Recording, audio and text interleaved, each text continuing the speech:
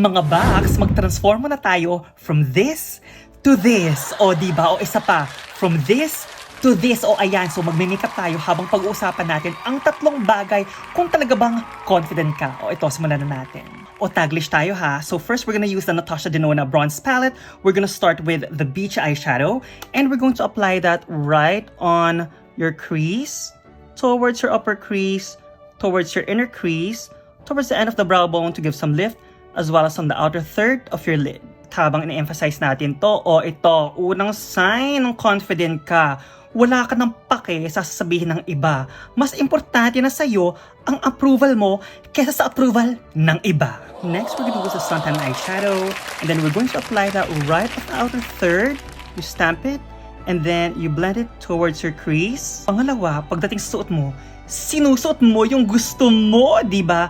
Kahit na sabihin pa nilang baduy ka, kung sa mata mo, ang tingin mo, bongga ka, yun ang importante, ang tingin mo, bongga ka. Now, let's try this high degree eyeshadow, and we're going to press that right on your inner lid towards your center lid. Just make sure you also press her all the way up to the crease. Then cleaning the sides with your concealer. And lining our upper lash line as well as our upper waterline with the NYX black eyeliner. As well as our bottom waterline. O may pangatlo pa ha, pero i-blend muna natin ito, magma, pati yung high degree. Tapos, we're going to apply that right on our bottom lash line. Pangatlo, ito okay lang sa'yo kahit hindi ka feel ng iba. Eh, di doon tayo kung sino yung feel tayo, hindi ba? Ay, tumalsik pa yung laway. Ika nga ni Alice Dixon, I can feel it. Pero sa huli, tayo namang Pilipino, normal naman sa atin yun yung tutulungan naman natin lahat ng mahal natin sa buhay. Pamilya natin, mga kaibigan natin. Pero minsan, nakakalimutan din nating tulungan yung sarili natin. Yun lang naman yun eh.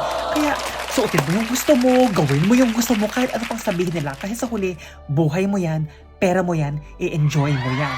O diba? At hanggang sa susunod nating transformation!